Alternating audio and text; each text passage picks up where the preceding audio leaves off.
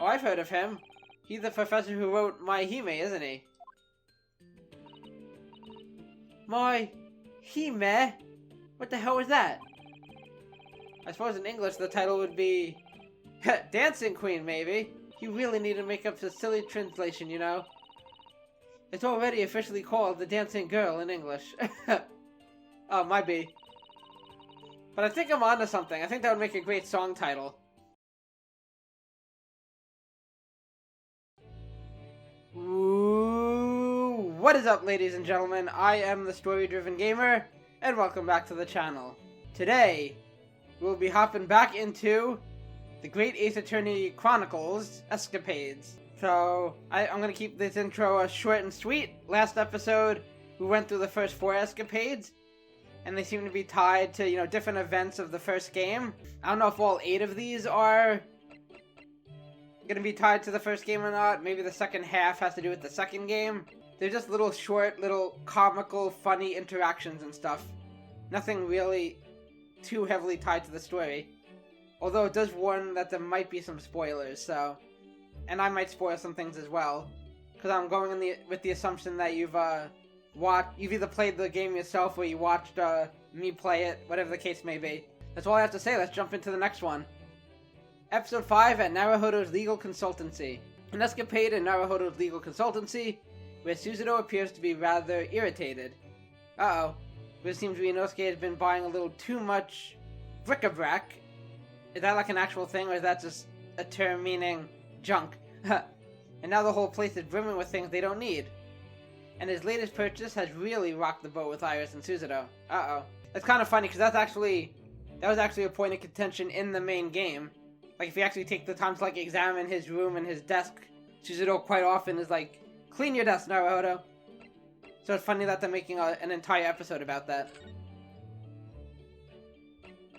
Yeah, it still says spoilers about the first game story.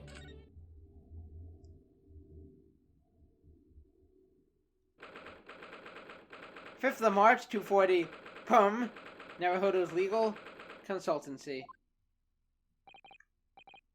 Hello? I'm back.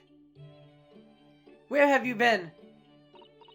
Oh, hello, Mr. Naruhodo. Did you have a good outing? A good outing? Hi, Runo! Huh? What's the matter? Your eyes are as big as the dinner plates. Ha, Iris, I wasn't expecting to see you here. In my room. And my office, I guess. I've just made some tea, Mr. Naruhodo. Would you like a cuppa? A cup or two, yes. Definite tea. Get it, Suzuto? It sounds like definitely. Oh, Ryunosuke. I admire your wit. Now sit down. That wasn't funny and you know it, Suzuto. Why'd you laugh? Alright, Runo. What's going on? You're acting extremely strangely. I don't know what you're talking about. What, me? No, not at all. I'm as normal can be. Normally tea itself, see? I did it again. I'm so witty. Not again, Mr. Naruhodo. Ah, damn it. Nothing gets by you, Suzuto.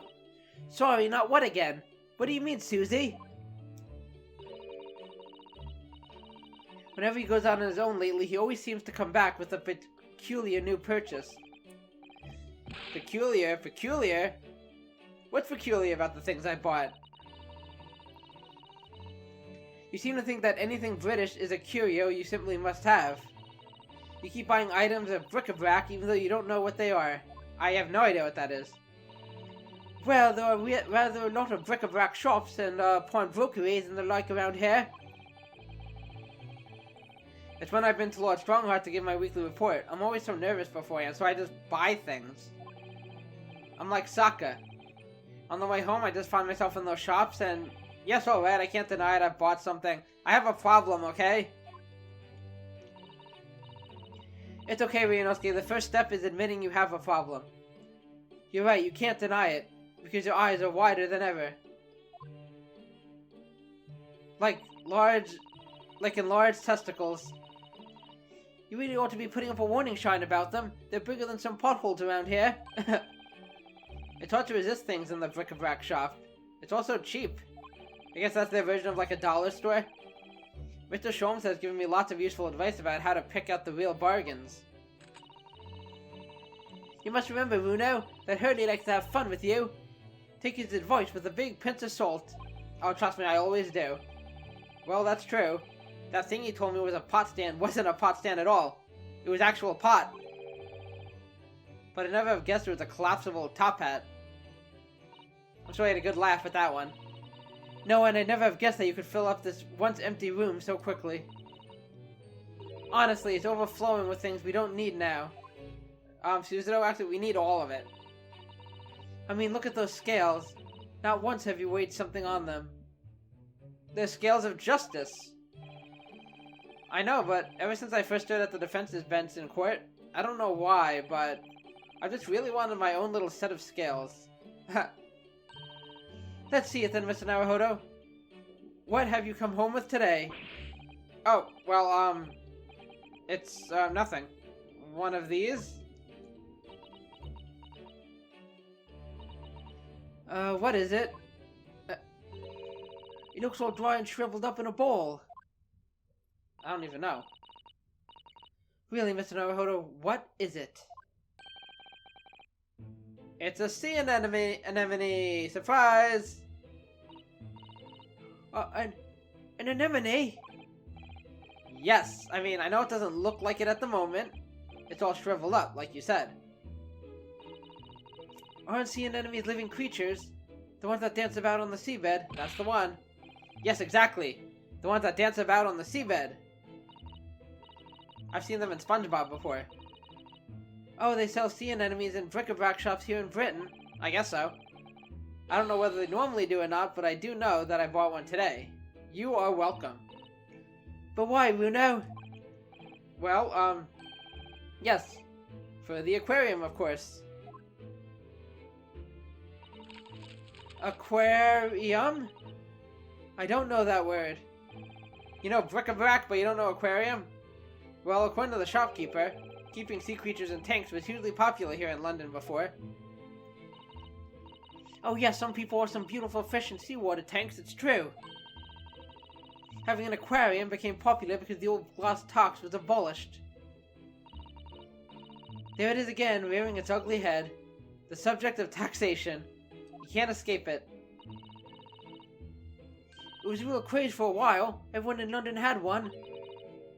For a while. Yes, it didn't last long. People's enthusiasm soon waned. It's just far too much work to be changing the seawater regularly in a city like London. I suppose. Never a truer word said, I'm sure. You think people might have realized that from the start, really, wouldn't you? But what do I know? Anyway, that was long before I was born. So now everyone jokes that there's an unloved aquarium covered in dust in every attic in the capital. And it's true. There's one in this attic too, and we're gonna use it. When I told the man in the bric-a-brac shop about it, he had these words of wisdom. That's why this is the age of the sea anemone. And that made a lot of sense to me. I'm sure he didn't just want to, you know, get rid of it. It made sense to you, did it? That's disappointing. But Runo, this anemone is completely dried up. You just need to soak it in water overnight, and it'll be as good as new. That's what the man said, and I'm sure he wasn't lying to me. I'm not sure that it works in the same way as dried wakame seaweed, Mr. Naruhodo. Once I've saved some money, I'm going to buy some prawns to keep this little fellow company. Oh, how exciting! Your office will be teeming with life! Will it really? We'll see. Have faith in me. Britain is a funny country, though. I mean, a sea anemone craze? Well, they see people in glass houses about comments like that here, Mr. Naruhodo. You're one to talk. Don't forget that there was a very curious rabbit craze in your own country not so very long ago. True. A mortifying chapter that people will try to erase from the history books 100 years from now, I'm sure. I like how they're incorporating other episodes into this as well. So they're assuming that you're playing these in order. You know, there was another craze as well before the aquarium one. Have you heard of Wardian cases? Nope. Wardy what? No, I've definitely never heard of them. Flip, flip, flip, flip, flip, flip, flip. They were little glazed cases for growing plants indoors, I believe. Oh, I see. For plant lovers to raise their favorite tropical plants. That's right. Like different types of ferns. Ferns? Do you mean those rather dull plants with lots of fronds for leaves? What's a frond? Huh. You've got a frond in me! Oh boy. I'm feeling very punny all of a sudden. They're not dull at all. Ferns are lovely plants. I think people want to recreate the exotic foliage of the tropics in their own homes. So they grew ferns. I mean, ferns, sea anemones. Londoners certainly have a knack for the obscure. They do love their plant life. Well, thinking about it, my grandfather loved the moss on his bonsai. He looked after it better than the trees. It seems like the more obscure something is, the more it interests people. Yeah, it's probably true. People love their obscure hobbies, like... I think of, like, anime and how, like, some of the anime community, like, looks down on people, on, like, the more well-known, you know, big, anime, like, My Hero Academia and stuff. But they'll swear by, like, you're a true anime fan, like, if you know all of these, like, obscure titles and dive into those, you know? Maybe. Anyway, the Wardian case craze didn't last very long. Now, most of the little glass cases are just gathering dust, I think. Probably. But haven't I seen one in your room, Iris? Oh, very observant of you, Susie. Yes, that's right. Mine's currently not gathering dust. I grow tropical herbs in it. That a girl. Well, Mr. Naruhodo? Yeah, what?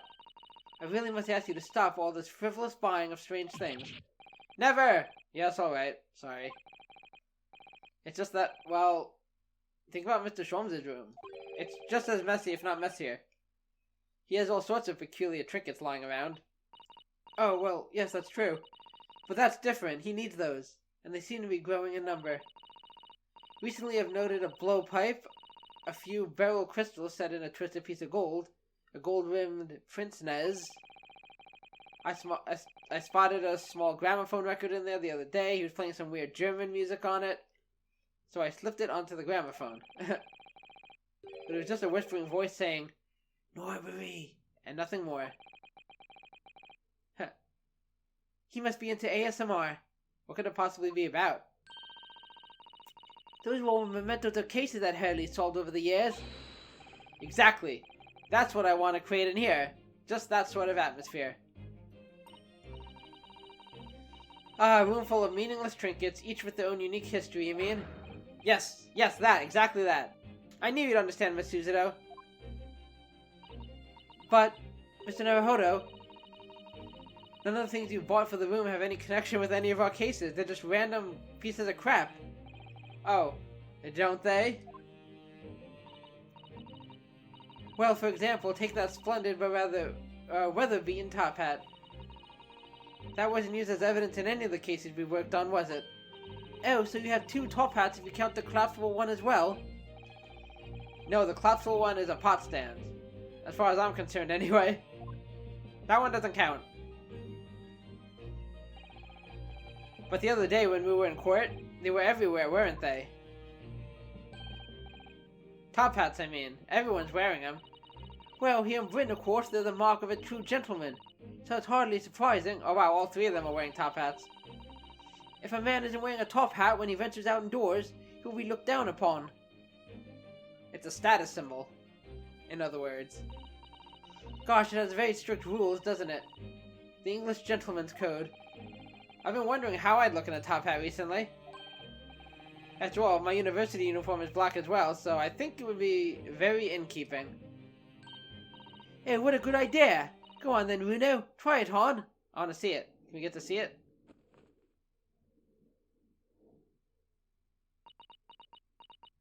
How do I look? You're looking at me with a very blank expression there. Ah ha ha ha ha ha ha! You look like an idiot.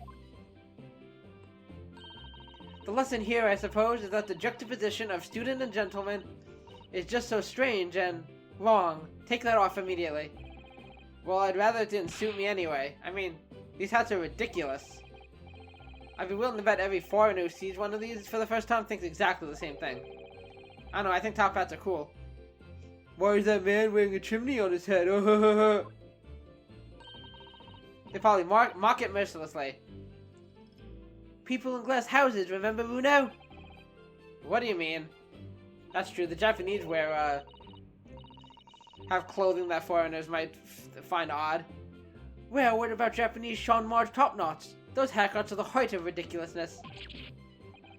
Now we're just making fun of each other's cultures. Ugh, true. Can't even deny it. At least you can take a hat off. Once you have a Sean Marge, it's Sean your head for good. Aha!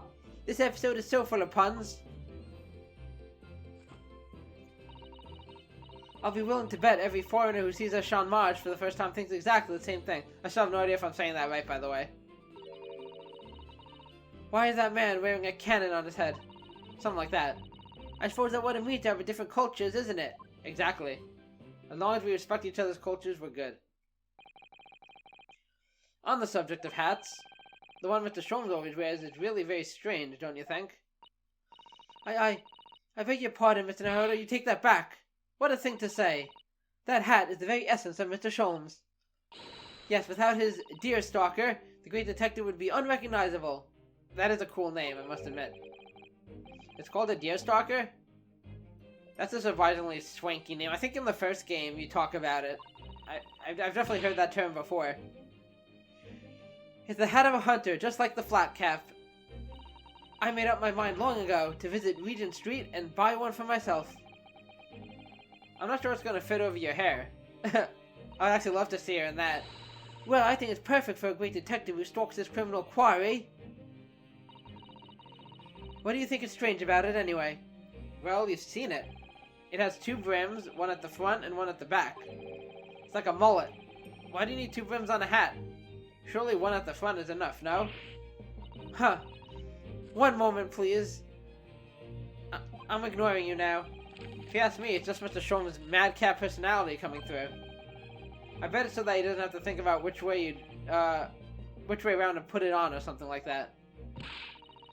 Mr. Sholmes does not have a madcap personality. He always has a clear head. Usually, sometimes. Deer stalkers were made for hunters who have to hide in thickets when they were stalking their prey. The brim at the back was designed to stop the stalks of plants scratching the backs of their necks. Wow, we're learning a lot today. Oh, so that's the reason. Thank you, Iris, for educating us. Mr. Sholmes doesn't spend a lot of time in thickets, though, does he? I would imagine not. Well, no, that's true. I'm telling you, it's just his impetuous personality. That's my theory and I'm sticking to it, firmly. Ah! Here you all are! Sorry to interrupt. Oh, good afternoon, Mr. Sholmes. I've not long since made some tea, Mr. Sholmes. Would you like a cuppa? I see you've come at a good time, Miss Suzuto. Thank you. Now I have something I should like you all to see. I've designed myself a brand new Great Detective's hat. What the? You did? There's a brim. At the front and at the back. And at both sides. 4 brims in total. Why? Your observation is quite correct, my dear madam. I'm a busy man, you see. But with this hat, whichever way I put it on, I shall always have it pointing the correct way. See, Ryunosuke was right the whole time. Oh! With my previous hat, I could, in an impetuous moment, wear it erroneously with the brims on either side. That's impressively clumsy, I would say. And I must regretfully say, I think your madcap theory was correct after all. Ha, suck it. I know my Sholmes. But really, Mr. Sholmes, with brims on all 4 sides like that, wouldn't it just be better to wear a top hat instead? Oh yes, then however you put it on, you'd have a brim all around. What? So true, so true! How could I have been so blinkered to this fact until now? Well, fortunately, I happen to have 2 top hats here. You may have one. If you just lift the pot off it, you're welcome to try that one there. Indeed I shall, my good fellow. Much obliged. Let's see, how do you look? Do we get to see him with it? Are they gonna laugh at him? Ha ha ha ha ha ha ha! Oh dear, Hurley, it looks terrible. More terrible than I could possibly have imagined. Oh, that's not good. Maybe it's because of your long face paired with the tall hat, it just doesn't work. Well, I think it's very nice, Mr. Sholmes, even if it will have the whole world in fits of laughter. Ah! I should never have meddled with it. Give me a deer stalker forevermore. And give me my Regulation University hat forevermore. There's still hope that you'll graduate one day, Mr. Naruhodo. Don't give up. You've got it. You've got this.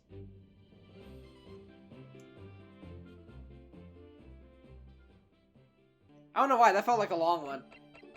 But maybe it's just me. Oh, I get to voice Natsume again. In this escapade in Mr. Natsume's room, it's revealed that the Japanese scholar was once a teacher of English. He has much to say on the cultural differences between Japan and Britain, as well as on sentimentality, Shakespeare, and cycling. 23rd of February, 6:09 p.m., Mr. Natsume's room. Now, if you want to talk about messy rooms, I think Natsume's takes the cake. So, Mr. Natsume,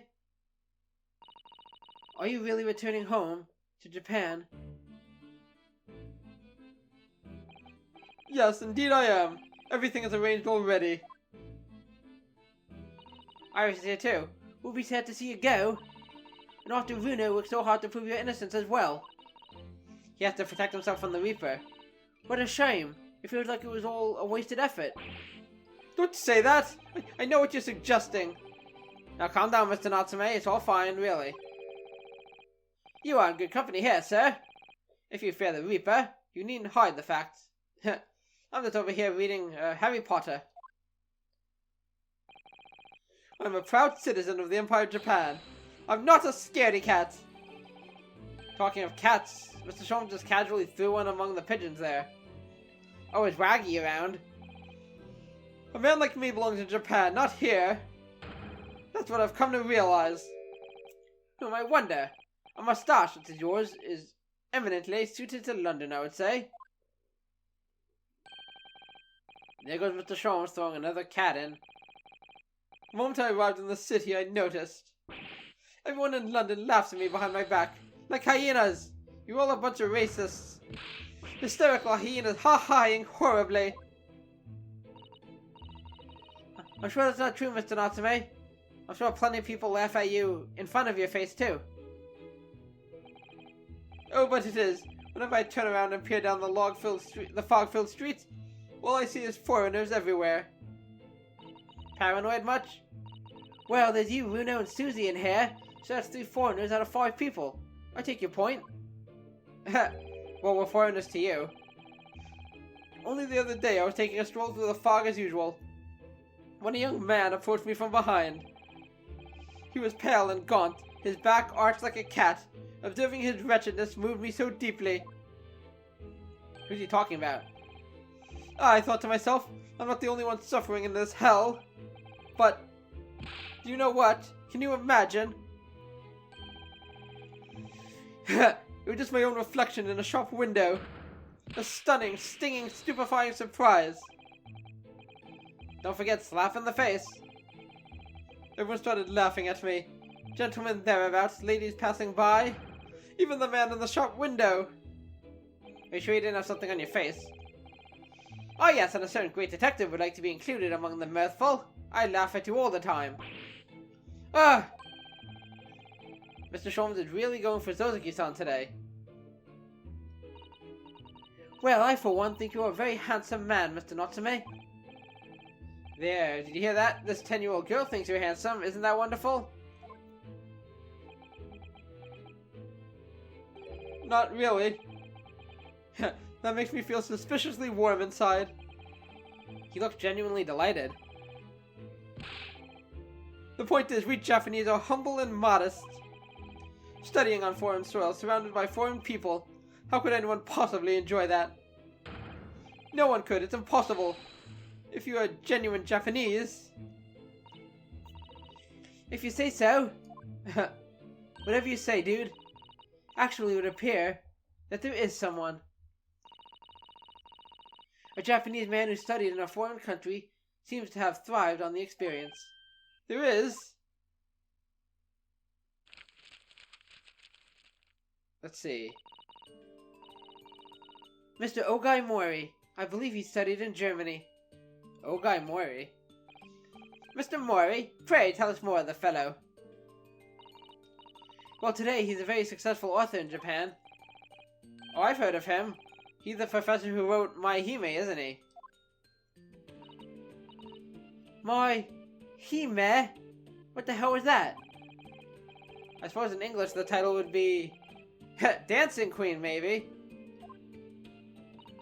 Dancing Queen. Oh, I see.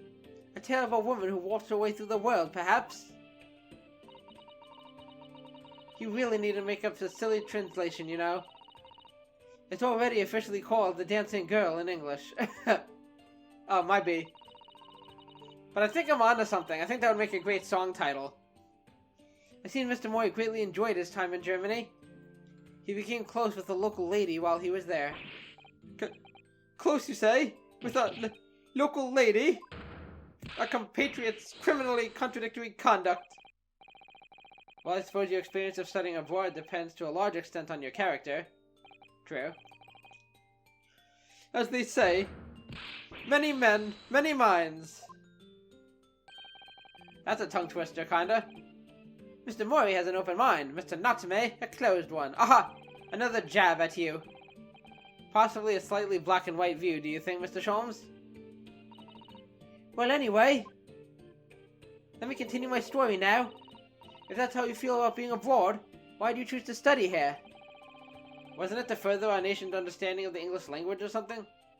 Some bullcrap? Yes, that's right.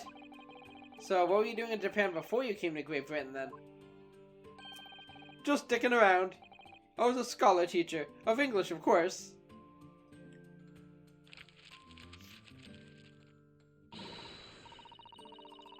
A bit cursory, perhaps, but I managed to discover some information about Mr. Natsume's teaching days.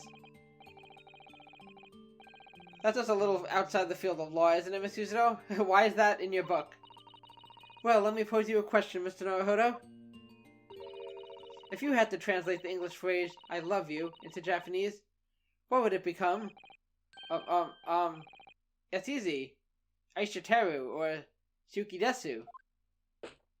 I love you too, Mr. Naruhodo, let's make out. Wrong. According to Mr. Natsume's teachings, at least. What? I'm actually Japanese here. Would you like to explain, Mr. Natsume? Yes, of course. Your research was very thorough. I always tell my students that we Japanese don't express ourselves that way. Rather, we might say, Tsukigai Kirei desu ne. That sounds longer. My dear Mr. Natsume, I must interject. I have no idea what's going on. Tsukigai Kirei desu ne would translate as, the moon is beautiful, isn't it? I know that. The point is that we Japanese are reticent when it comes to expressing our emotions. We prefer to show our feelings of adoration, our Suki, by appreciating the beauty of the moon. The Suki. Oh, is that where that name comes from? That's pretty cool. Ah, using the Suki to express Suki. It's an amusing play on words, I see. No, or in language you might understand better. Bad, Sholmes, bad! He pulls out a water bottle and sprays him. It's not a play on words, it's subtle, it's humble, it's fleeting and beautiful, it's art. If you say so. Isn't it just being shy? Maybe. My dear fellow, the foreign dancing girl will forever be out of your reach with such an attitude. Imagine how the great Mr. Mori would act. He would win the lady's heart in a flash with a well-placed and unrestrained I love you. Ugh, that's smooth, Mr. Mori. Am I destined to live in his shadow forever? Just what sort of man is he in that imagination of yours? You don't even know him. The fact is, I just can't settle in this foggy London town with all its foreign inhabitants. You see his window is still boarded up. I've lost count of the number of different lodgings I tried before I found myself here. As it happens, I even lived on Baker Street at one time. No, really? Ah, very close by to Sholmes. A South scholar lives near there, a man by the name of William James Craig. His knowledge of Sao is unsurpassed. He's been a great inspiration to me over there. Forgive the interruption, but am I supposed to be familiar with the Sao of which you speak? It's Shakespeare, of course. Shakespeare. But in Japanese we write it as Asai. And I think in one of my videos, somebody was actually telling me how they say Shakespeare in Japanese, and I think that's what it was, Sao. That's so cool. It's a phonetic representation using kanji characters. So England is Igarishu, and America is America. Come to think of it, we use the same character as Ri in one word and Risu in another. Talk about confusing. Man, some of these escapades are more informative than I thought they'd be. I'm here for it. Sure, Shakespeare is Sao in Japanese.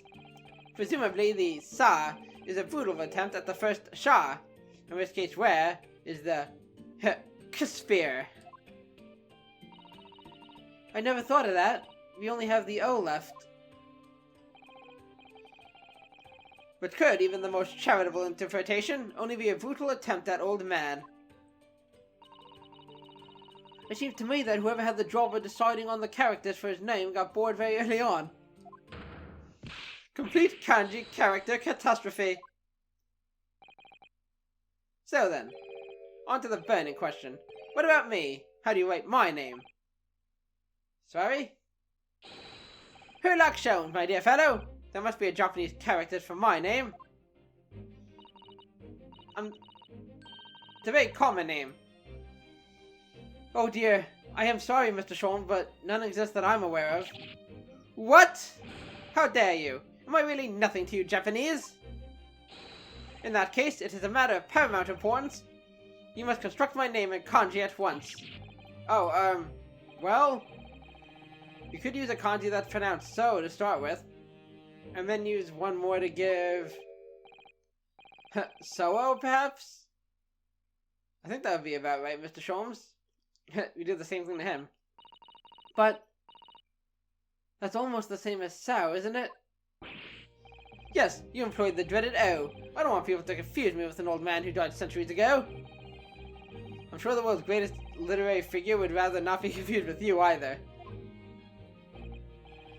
Well, the world's greatest detective is still youthful and full of vigor. So how about so handsome? Aha! Those are my pronouns. Oh yes, that sounds wonderful. I'm sure everyone will be calling you that 100 years from now. How can she say that with a straight face? You're kidding, right, Suzuto? I hope. What about me then, Iris? Perhaps Hime, since the second character doesn't seem to matter. Well, I'm sure Iris is a flower as well, right? There's probably a word for it already. Hime, oh yes, Princess of Love. That's an adorable name for you, Iris. Stop, please. With a name like that, Mr. Mori is likely to turn up at any moment and rashly declare I love you. This Mori-san has become quite a character in Suzuki-san's mind. And you, Mr. Naruhodo?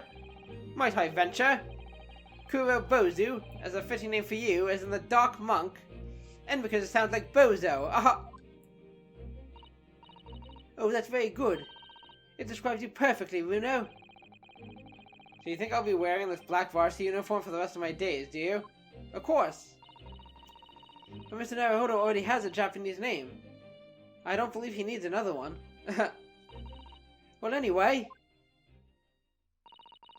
We were talking about your life here in London, weren't we, Mr. Natsume? You should just get out and have fun. Yeah. The landlady has said as much to me, too. Mrs. Garredev? It's been a while since we've seen her. But it wasn't fun at all, it was frightful. Whatever do you mean? A cycle incident. An incident? On a bicycle? Oh yes, come to think of it. Oh, that's right. It's all bent up outside his house. There's an old bicycle parked just outside, isn't there? It's in a sorry state, though. There she is. There's the lady. I tried to say no to her, but she insisted I took her for a ride. Perhaps my pronunciation was wrong. So I took my life. Wait, what? In my hand. Oh, okay, that's better. And attempted to ride the steel spiderweb stallion to a nearby park. I really don't think there's anything wrong with your pronunciation, Mr. Mr. Natsume. Joan Garrett just isn't the kind of woman to take no for an answer. That she isn't. If you're going to die, you must as well die in beautiful surroundings, so the park was my first thought. After a whole day of dicing with death, I emerged with only relatively minor bruises. So, you got the knack of it? Don't be silly. Dying. This is something you can learn to do. I mean, I guess. It's not a skill. I don't even know where to begin with that one. Mr. Natsume, you keep talking about dicing with death and dying and so forth, but riding a bicycle is supposed to be fun. Oh no, that's just what people tell you. That's what they want you to think. But it's an old wives' tale. Is it? I mean, just consider the real name of the vehicle. It's not called a dicycle for nothing. I think you got that a little wrong, but how anyone expect to use such an aptly named vehicle to move forward is beyond me. Pedal power promises pain. I didn't think it was possible to get worse with practice. I'm lucky to be alive. Although, I must say, after looking death in the eye for a whole week, I did at least manage to mount the steed reliably. And notwithstanding a few wobbles, I found I could progress in the forward direction. Good for you. What a triumph. Deduction is much the same. When first presented with a problem, the mental exertion is trying to solve it leads only to bitter disappointment.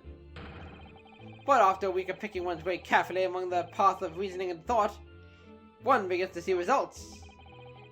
So is that why all your off-the-cuff deductions always seem half-baked? What a wonderful insight into your extraordinary mind, Mr. Sholmes. What a genius. What a G.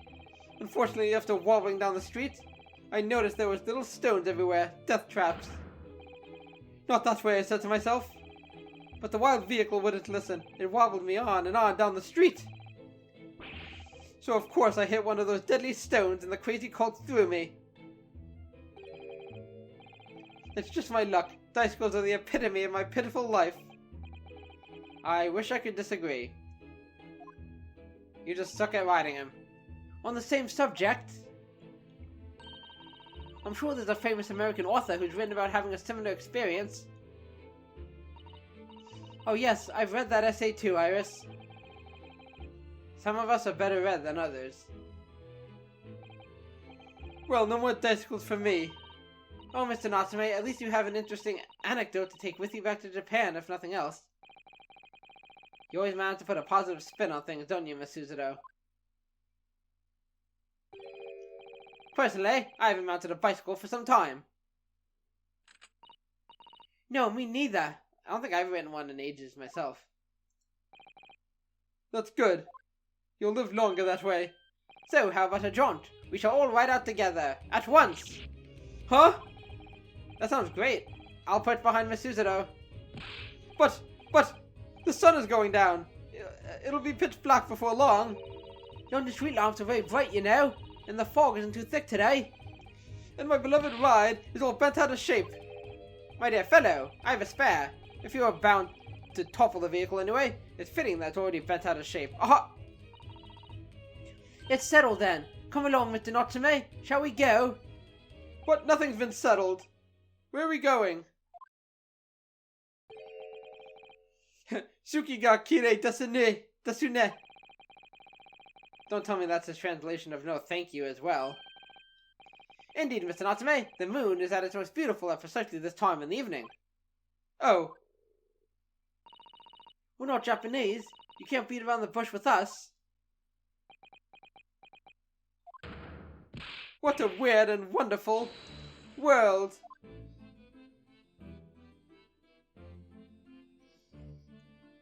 Phew, I need a drink after that one. I'm doing these, like I said, this is the second video, but I'm doing this all in one recording. And my throat is going. Well, my voice is going. Hopefully some water will do the trick. Just 2 more to go. Okay, on Briar Road. A chilling escapade about a shilling's escape from the clutches of Roly and Pat Beat. Oh, these two. Who'd only just found it on the street. Gina the pickpocket is the obvious suspect, but Ryunosuke, Sholmes, and Iris happen to be passing, and the plot quickly thickens. 30th of April, 12:20 p.m., Briar Road. There they are. With their sparkling eye.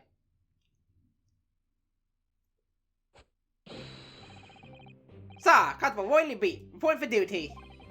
Thanks to the good officers of Lord Van Zykes, I'm back in my beat here in the capital, doing my best for the good citizens of London, sir. Ah, my Roly, back in his Bobby's uniform. You couldn't look any more handsome if you tried. Ah, my love, you say the sweetest things.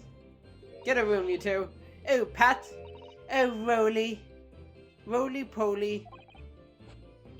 To us, Lord Van Zykes isn't the Reaper of the Bailey at all. Oh no, of course not. He's the patron saint of Bobbies. So dreamy. Patron saint? Oh yes, Pat, you're so right, my darling. Keep us in pocket, he is. On my first day back on the job, what did I find in the gutter? A shilling, my love. A whole shilling. Oh, Roly, I always believed in you. I always knew one day you'd find some big, small change. With just that shilling, I could buy you a cheap bunch containing a single flower, my sugar. Aren't I so romantic? A single flower? Oh, how romantic. I'm falling in love with you all over again. But, I'm so sorry, Pat. Only moments ago, that shilling disappeared. Disappeared? But how, my love? How? You're dead to me. We're breaking up right now. Get the divorce papers. I think maybe. No, I'm sure. It was this girl here, sir. You swiped my precious shilling, didn't you? You cheeky little diver. Blimey. You took your time getting around to me, didn't ya? I thought that lovey-dovey stuff weren't ever gonna end. So, a shilling, you say? Lifted from ya, were it? Don't know nothing about it. Where's the evidence, eh? Right there! The evidence is dancing around on the back of your hand, young lady. You stole it from me. You lifted it from my pocket just now. You've got a nerve stealing from a Bobby.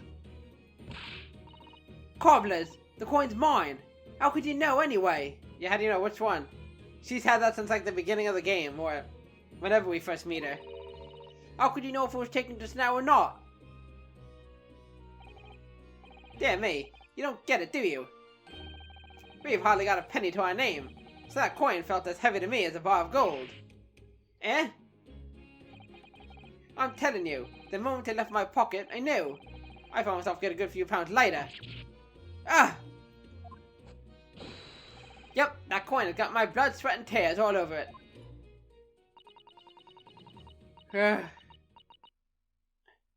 You'll never catch me, copper! She just runs away. What's the matter with you, eh? Mr. Naruto? Have we been here this whole time? Me? Sorry? When a lady's in trouble, I do just supposed to be there to help. Straight away, not an hour later. This isn't my fault. I haven't stolen anything. And what about you, eh? Sholmes? I thought you were supposed to be a great detective. Dear me, Miss Lestrade. Ha, I'm here too. You took your time getting around to me, didn't you? I thought that long dispute was never going to end. You only said give us a moment when we spotted you over the road and said hello. And that was 10 minutes ago, Ginny. We've just been standing here listening to you quarrel with this Bobby. That's funny. I honestly didn't think that, we were even here yet. I thought we were gonna walk in on them arguing. But we were just standing there watching it go down. I beg your pardon, madam. We shouldn't be troubling the public with police business. But that shilling belongs to us, doesn't it, Rolly? Of course it does, my love. It's just for you and me, my darling. Oh, my darling. Oh, my darling. Grr. I hate them. This was just supposed to be a nice stroll with Iris and Mr. Sholmes before afternoon tea. Why did we get mixed in this mess? Why did we have to run into another fiasco on Briar Road? Albeit not as horrifying, but still. I don't really see how we could be of any help, Gina. There's no way of knowing who the coin really belongs to if it was just dropped in the gutter. I wouldn't be so sure of that, Runo. What? You have some kind of fancy schmancy technology? I have a feeling I might know the answer to the question of whose coin that is. Ah, my bright young fellow lodger. Let us hear your deduction. Well, there's actually a reason why I suggested a stroll down Briar Road. Oh, what reason? You see, I was here yesterday and, well, I dropped a little something. Oh, so it's yours? So I wanted to come and look for it while enjoying an afternoon stroll. Wait, you dropped something? You don't mean... It was the pocket money that Hurley gave me.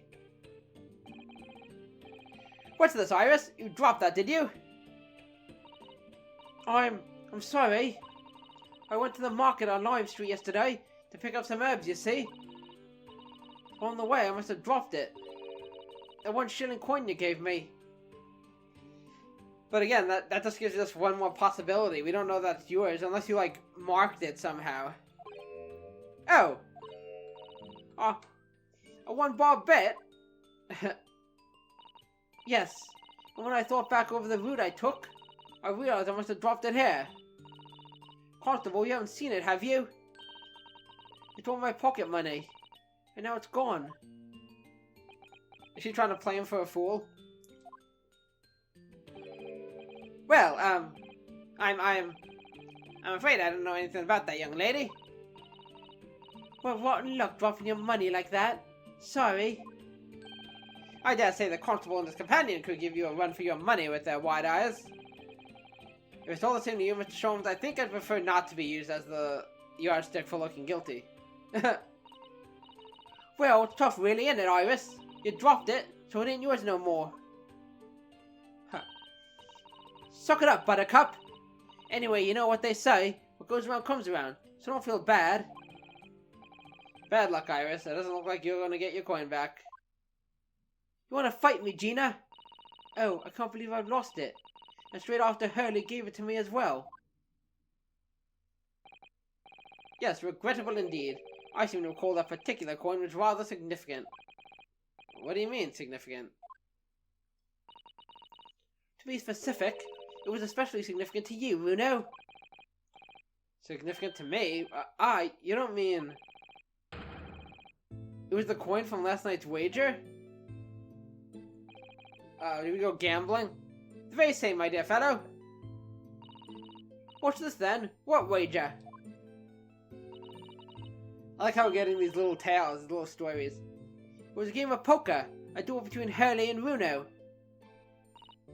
Poker? What, that tricky card game, you mean? That's the one. As a lawyer, I have the perfect poker face. You'll never be able to tell what I'm thinking, said he. Oh, it's Ryunosuke. But depriving Mr. Naruhodo of his entire fortune was even easier than finding that missing thoroughbred. Grr. It was so infuriating. Reliving it now still makes me grit my teeth. Damn it. Sorry, Iris, had every intention of paying you back the money I owe you, but... You'll have to wait, I'm afraid. Yes, I know. Don't worry. Next month is fine. Let me guess, Odo. Your whole fortune... It was 1 whole shilling. My entire monthly stipend. And I lost all of it. That's pathetic, Odo. As I handed it over to Mr. Sholmes, I gritted my teeth so hard my gums started to bleed. Hey, yikes. Please, Runo. Don't exaggerate. That's a horrible image. Blood just gushing out from between his teeth. What about a lawyer who borrows money from a 10-year-old girl? Now that's a horrible image. Why do I feel like my reputation with this couple has just fallen through the floor? Ah ha ha ha ha! There are a few things more invigorating than taking a man for all he's worth. Don't be so pleased with yourself, Hurley. It's not as if Runo ever had a chance of winning. Why, did you cheat? Wait, what do you mean by that? Did he rig the game? Well, using that special ink I developed, anyone could. Thank you, Iris, that'll do. I'm sure this conversation is proving very dull for everyone. No, I want to hear what she has to say. Sholmes. What's done is done. The game is over now. There's no point crying over spilt milk. Aha! Or spilled ink, as the case may be. Special ink, you say? Well, sir, that sounds like the sort of risky business that's right up my alley. Oh, Roly, I love your dauntless spirit. You laugh in the face of danger. Wah ha ha ha ha! I love that line from The Lion King. Come on then, Iris, spill it. What's the special ink about, eh? Well, it's what's sometimes called invisible ink. All you have to do is write the suit and number on the other side of every card. Ah, and with the aid of some special glasses, the whole game is laid bare to you. So that's why you were wearing those ridiculous things. Wait, you were wearing special glasses last night? Weren't you, Mr. Sholmes? The ones he's got on his head? You said something along the lines of, my eyesight appears to have suddenly worsened. And the moment you failed to question that as odd was the moment I knew I had won the game. Aha! Those are cool glasses, though. Mind games, was it? Trying to throw me off your eccentric ways. So you're telling me, Sholmes, could see every card what Odo had? What? But that's not mind games, that's blatant cheating. Ah, what's the fuss? My dear fellow, what an accusation. Would you honestly consider me a cheat? Please, I prefer a trickster. Whatever you call it, the game doesn't count now. Understand, Mr. Stone? Give me back my money, damn it. Dear me. It's only cheating if you get caught. Well, out of respect for the bad grades with which you take defeat, allow me to return your shilling. Did you hear that, Gina? So give it here. Hey! Leave me out of this! This here one ball bet was mine from the start, no question. No, sir, that one ball bet was lifted from this here Bobby's pocket only a few minutes ago. So you keep saying, come on then, where's the evidence? Oh, we're not in court. Eh? The law, right? Is all about evidence. I know my stuff. I'm studying to become an inspector someday. You see, Mr. Naruhodo, use a trite excuse in court, and others will parrot it. Only whenever I do say that in court, it isn't a trite excuse, you know. As I said, sir, that coin has got my blood, sweat, and tears all over it. That's right, it has. Roly's blood, sweat, and tears are the evidence. If you say so. Blood, you say? In that case, it's time for this. Do you think? Well, if there's any trace of blood on that coin, we'll soon know about it. I think you were using that as a figure of speech. Alright, Ginny, hold very still. What? It's like a real bullet, just shoots you in the head. Ah! Look at that. See there on the coin? It's clearly changed color. In other words, there's blood on this coin. Once again, as I said, sir, that would be my blood, sweat, and tear. Oh, wait, I've seen blood turn that color before. Yes, I know whose it is. I know whose coin it is. What? The rightful owner of this blood-stained shilling is... Runo! Huh? Me? And from the appearance of the blood, I would say it is quite fresh. Fresh. Left within the last 24 hours. Did it happen during the poker game? Within the last... then in that case... So, this is the coin was stormed out of Odo last night in the poker game? Oh, Runo, do you mean you really did make your gums bleed? Oh, I didn't think about that. I told you I was so infuriated to lose. I had to grit my teeth as I handed over the money. I would love to see that visually. Blimey, you're as odd up as me by the sound of it, but I thought you had a proper job. Come on, Gina, just hand it over, would you? The shilling. That's rightfully mine. 4 more shillings and I can buy a possessed toy down the street. Let me know if you got that reference. Fine, alright then. Just stop your bleeding staring. Your bleeding gums. Yay. Victory music. I finally have it back. It's like a dream come true. They're making good use of the music here. Shh. I nearly had that one in the bag and all. Literally, it was in my bag. That's wonderful news, Runo. I'm so happy for you. Now then, as you promised. I'd like my money back, please. The shilling I lent you before. And there goes the music. Like in a puff of smoke. Ah, right. You did say that you paid back for this month's pocket money, didn't you? Oh, yes. Well then, I suppose. My dear fellow, do be kind to your gums. Lesson learned. Looks like that shilling was always destined to be taken from you, sir. For some reason, the phrase "serves you right" is floating around in my head.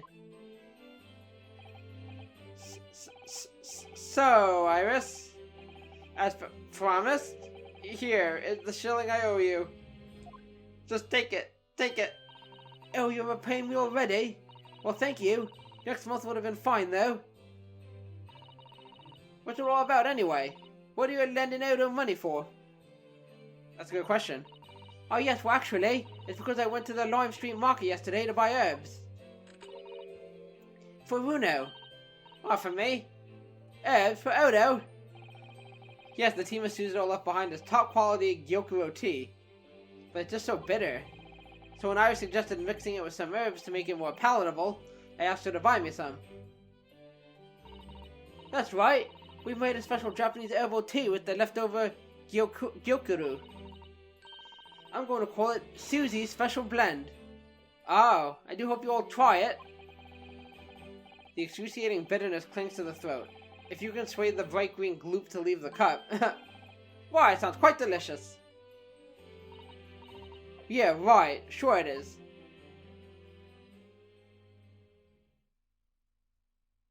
At the end? Oh, no. I think we're nearing the end of this one, though. Well, it would appear the shilling's brief adventures are now at an end. Adventures? You must agree, my dear fellow, that the coin has made a considerable journey since last night. Let's see, originally it was the coin I was supposed to give to Iris to pay her for the herbs. But then in our poker duel last night, it passed to you, Mr. Sholmes. Who gave it to Iris as spending money?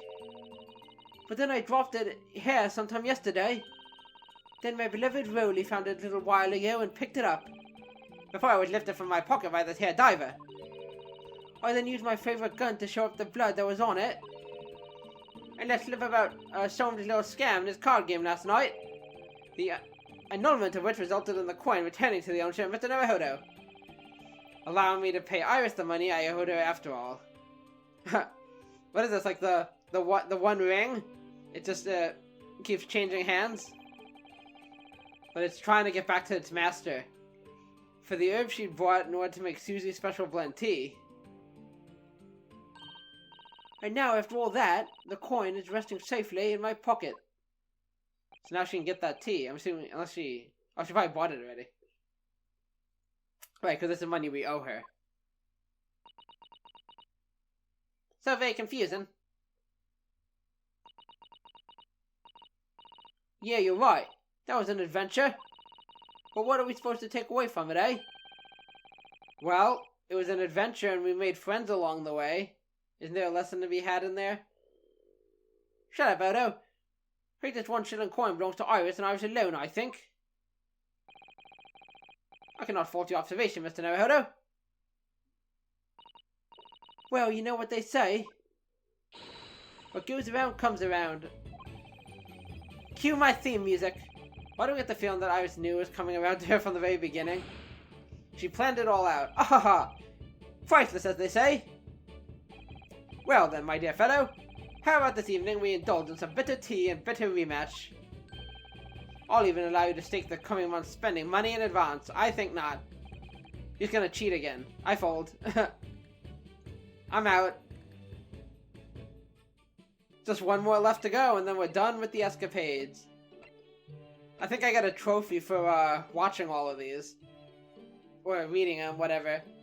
And then I only have a couple more to get. There's a couple of hidden trophies that I missed in one in the first game and one in the second. So I'm gonna replay this game eventually, so I might just wait then, or I'll go back into chapter select and get those. But I definitely want to platinum this game. It's been a long time coming. Anyway, episode 8 in the Bailey, the last one. This escapade takes place in the Old Bailey courtroom, where the defendant is none other than Sholmes himself, and the charge is a most mysterious murder. Ryunosuke naturally advocates for the defense against the unflappable Reaper, Lord Van Zykes, but Sholmes' testimony calls the true culprit of the crime into question. This seems like a fitting way to end it, to be in the courtroom. Let's go. Date unknown. The Old Bailey courtroom. Let's begin. Chatter, chatter, chatter. Sholmes and Gregson are here. We're going up against Van Zykes. Oh, we got our favorite judge. The court is now in session for the trial of Mr. Herlock Sholmes. This is a most extraordinary case of murder. Counsels, I assume I may proceed? Yes, my lord. The defense is ready. At your discretion, my lord. I am Dracula. Very well. I hereby call on the prosecution to introduce the case. I love this. The incident in question took place 2 days ago, late at night when the ground was blanketed with snow. The location of the incident was the residence of the accused, Mr. Herlock Sholmes. Indeed, the now famous address of number 221B Baker Street, was it?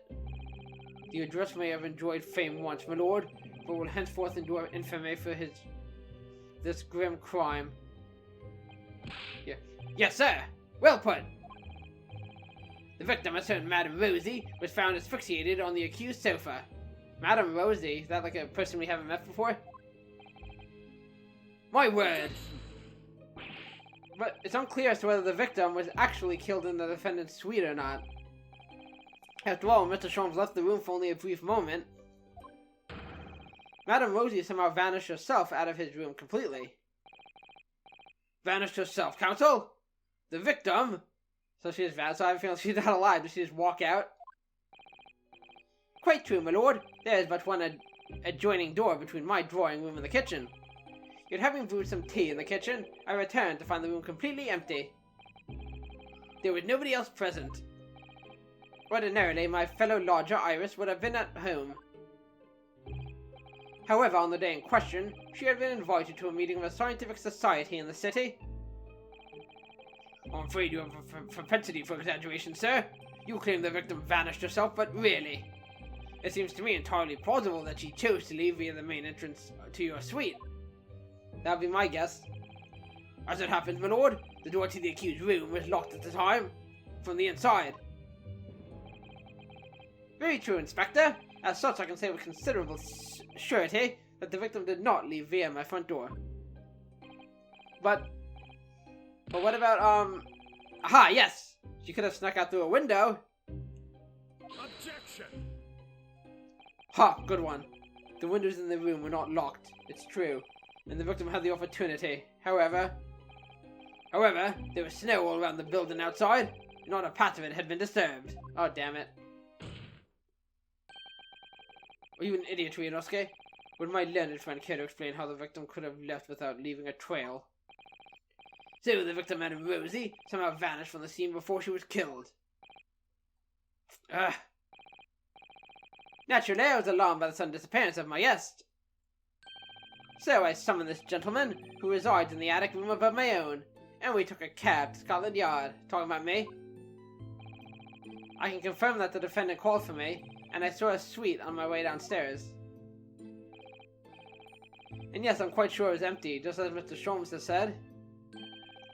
When we reached the yard, this very detective happened to be there. That's me. Ah, well, yes, you see, I was just in my office for a while, haven't got back from some, important business. Some important Reaper business. And then, having explained the situation to the inspector, we traveled back to Baker Street together. At that time, there were no footprints in the snow around the building, other than the ones we'd made. Do I take it then, Counsel, that you personally witnessed the scene where the incident took place? No, my lord. I went straight up to bed in my own room in the attic. Inspector Gregson, however, was met with the most blood-curdling sight. On Mr. Sholmes' sofa, the vanished Madame Rosie, motionless. Oh, dang. Oh, okay, so the body went missing and then it returned in the same spot, but I guess dead. So the victim was already dead when you discovered her, Inspector? No, my lord. Not dead, but not far off it. Oh, so she's alive. She mustered all her remaining strength to say these dying words. Oh, okay, so she did eventually die. That rotter, Sholmes, will be the death of me. Blah. Interesting, so we're actually like having a little murder case here. Oh yes, I overheard that remark all at the time too, delivered in a rasping voice full of malice. No. Those words indeed proved to be her last. The victim expired moments later, there on the sofa. That's not good. The cause of death was identified as damage to the respiratory tract as a result of strangulation. So why do you do it, Sholmes?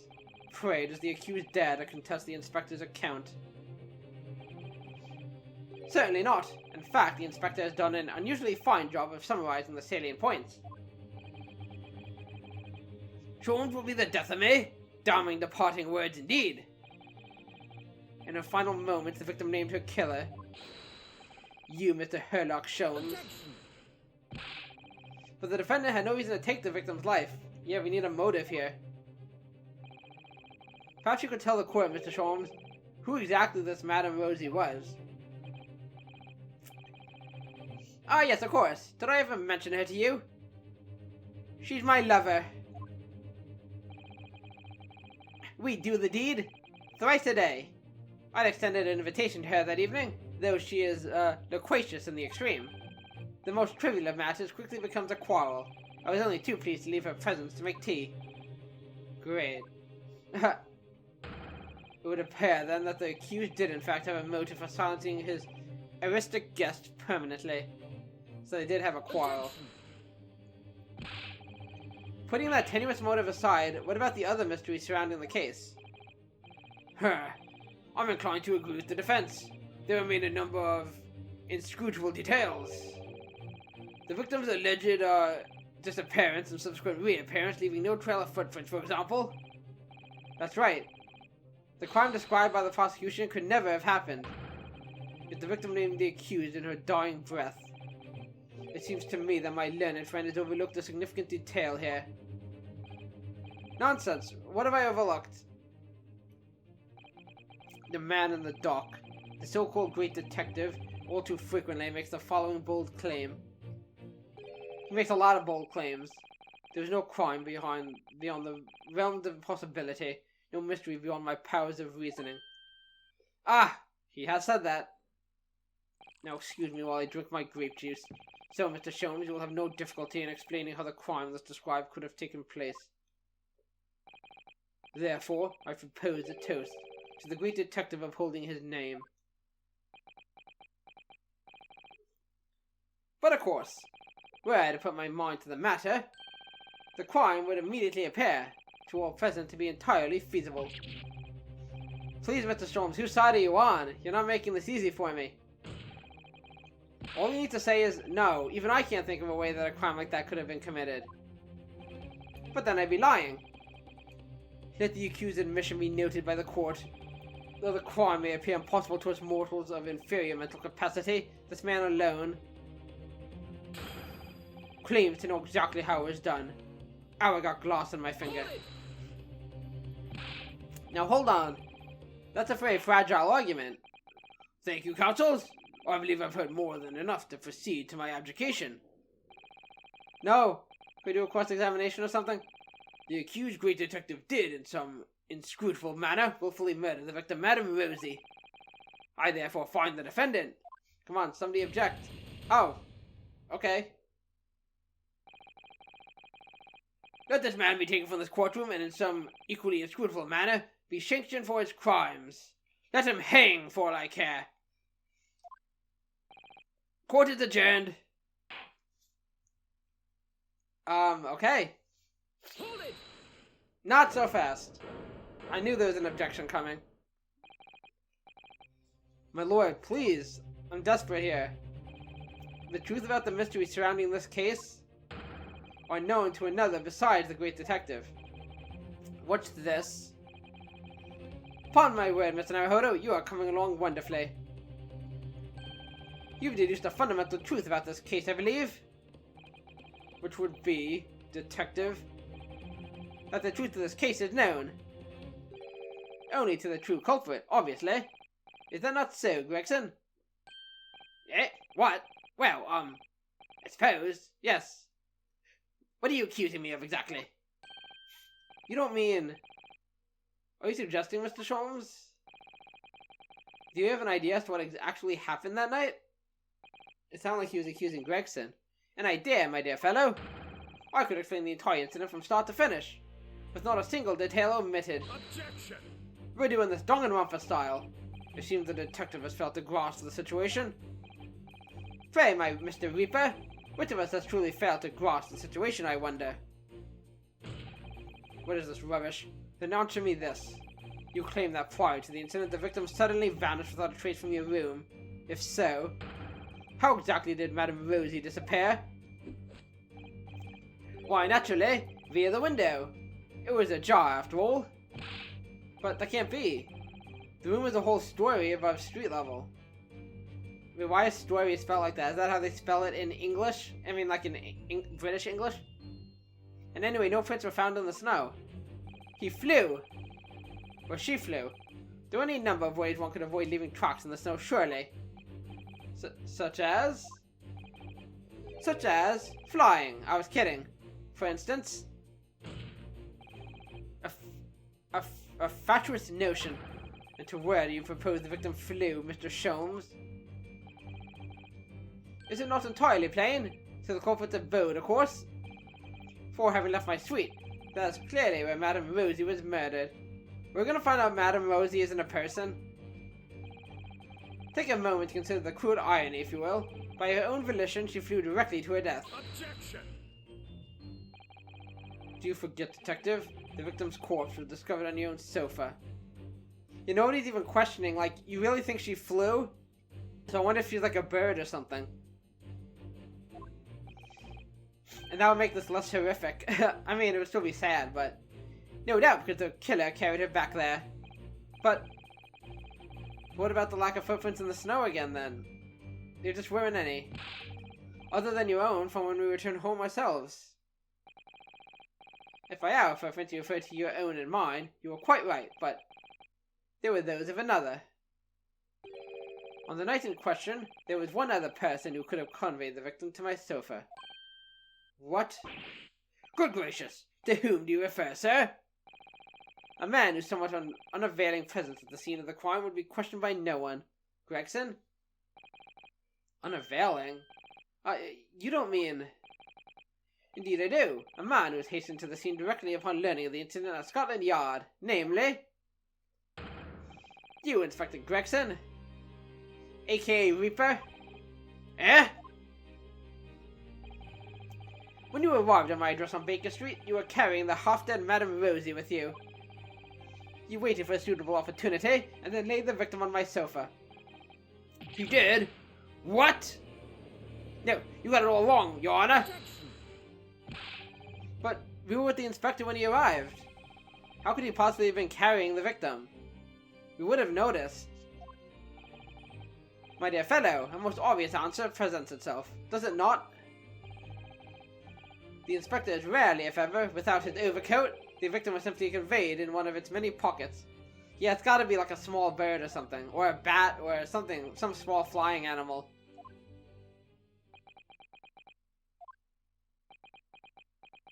Well, that seems totally plausible. I fail to see what makes this detective great, but I can say one thing with great certainty. A human body cannot fit into the pocket of an overcoat. Okay, that confirms it.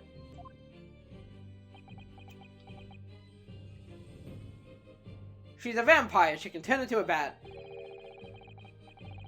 I believe we may have fallen foul of a rather significant misapprehension. Okay, here we go. What? I think I was onto something. Madame Rosie was not a human. I beg your pardon? You think we'd have known this, Mr. Sholmes? Yes, Mr. Naruhodo. Something troubled you, perhaps? Whatever gives you that idea? Exactly what sort of creature was Madame Rosie? Is it not apparent already? A parakeet, of course. Yes, I was right. I at least said a bird. Maybe I'm the great detective. If only all the cases in the main game were that easy. Huh? A most self-conceited specimen, in fact. A parakeet? She was an incessant talker, I must say. Her manner was quite intolerable at times. That would make sense since he said he got into an argument with her. Want to turn every conversation to a quarrel, I thought, to estrange the creature on more than one occasion. You had a quarrel with a parakeet? But of course, why else would she have chosen to fly out from window so uncordially that evening? To the abode of the Inspector here beside me, no less? To Inspector Gregson's abode, but why? Because that was the parakeet's home, naturally. What are you? Oh. The inspector was called away from town for some days, so it was arranged then that I would look after the bird. But it would appear that she was overcome with a sudden yearning for her keeper. That's why she left. Thus prompting her flight from my comfortable suite to the inspector's office at Scotland Yard. Well, Gregson, I believe it's high time you explained. Give us your account of what happened that night. Sparing no details, of course. Oh, damn it. Inspector Gregson? It was an accident. I got back from being away that evening, you see. I just walked through the door of my office. I never imagined Madame Rosie would be on her way back to the yard as well. I slammed the door shut behind me, just as she was trying to fly through it. Oh, dang. So Madame Rosie killed herself. It was an accident. She got sandwiched between the door and the frame and fell to the floor. Never did move again. Because of me. What is this idiocy? Well, I never. I had to do something. But just when I was trying to think of a plan. You fellas arrived talking about some incident at Baker Street. Ah. I had to hide Madame Rosie in a hurry. So I stuffed in my coat pocket and got in the cab with the pair of you. Interesting. Then you planted it back in Sholmes' place. What could possibly have motivated you to believe in such a man, Inspector? Behave. You're a Strongheart, sir. He is behind everything. What? What Strongheart? Please tell me I didn't hear that right. You did.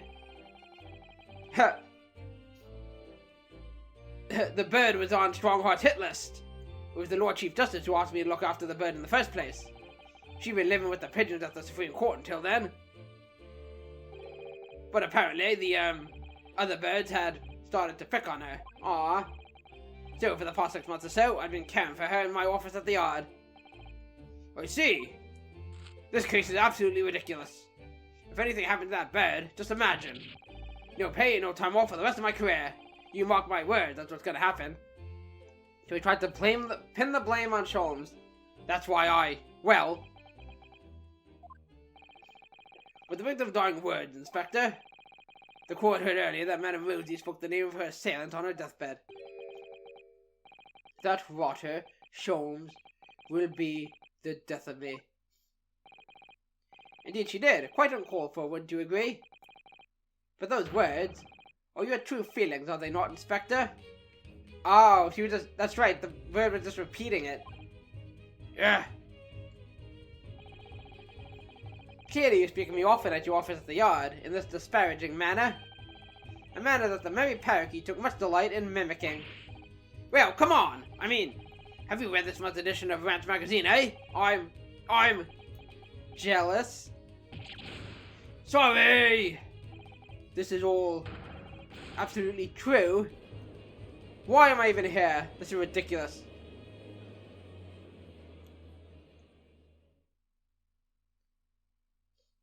That was exciting. Oh, okay.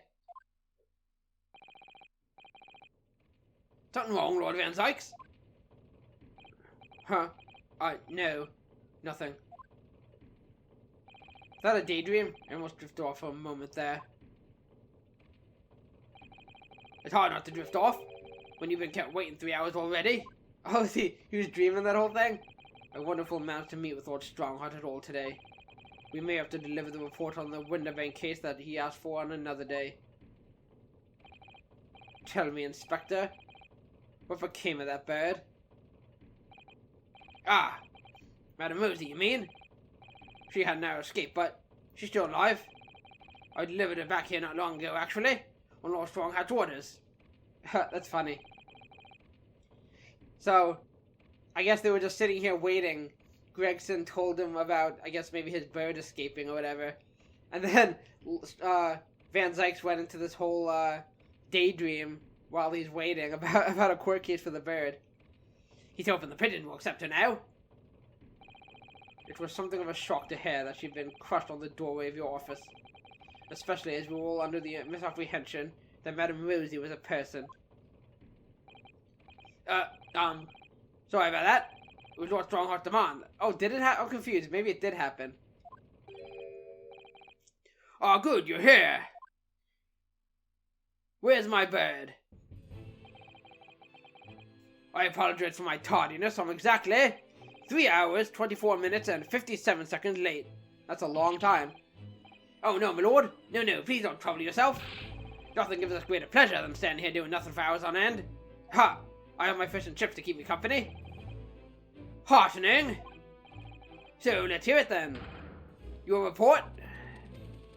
Oh, look at all those birds in the background. Now it makes sense. The Winterbank trials concluded, but this is far from over.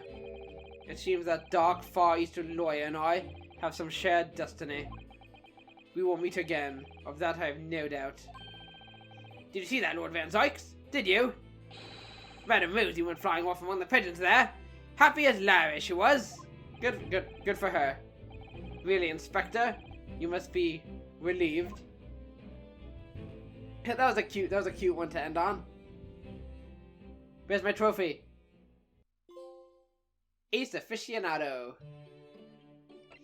And there we go, guys. That is the end, officially the end of all things Great Ace Attorney. Unless they make a third game, I'll be all over that, but I don't think so. Unless I mean, if they do, it would probably be a completely different story. I would love to continue Naruhodo's adventures with Suzuto, you know? Like, they're going back to Japan, so maybe it would be cool, since this one primarily took place in Britain, maybe it would be cool to maybe follow Ryunosuke and Suzuto, you know, in Japan. Maybe meet some other cool historical figures from Japan this time. Even though I do love Sholmes and Iverson, would miss them. Maybe they can appear a cameo or something. Who knows? They can go a bunch of different directions with it. I would love for this to become a series, but anyway, I don't have a ton to say. Like I said, I gave my thoughts on the game as a whole at the end of, you know, the actual finale. These are just bonuses. I want to go through these. I had a lot of fun with them. They were just cute, quirky. It was just fun getting to see all these characters one last time. That was one of my main drives for doing it. And I knew I was going to go through these anyway on my own time, because I wanted that trophy, and I wanted to see what these were like. So I hope you enjoyed them. These 2 bonus episodes. And it is time to say goodbye to these guys for now. At least on the channel. I'll probably be playing this game again sometime. Because it's definitely one I want to go back and just play through now that I know the end product, to see like what sort of foreshadowing and stuff they've been doing throughout the game. So that'll be fun. Okay, so that'll conclude the Great Ace Attorney Chronicles. It's been a long time, but I had a blast, and I hope you guys did too. If you did, please hit the notification bell and hit the like button and subscribe to the channel. It would really help me out, and I'd really appreciate it, of course. And share the video on the channel with your friends, family, and loved ones. Thank you for joining me on this wonderful adventure, and I'll see you next time. So take care, and bye-bye.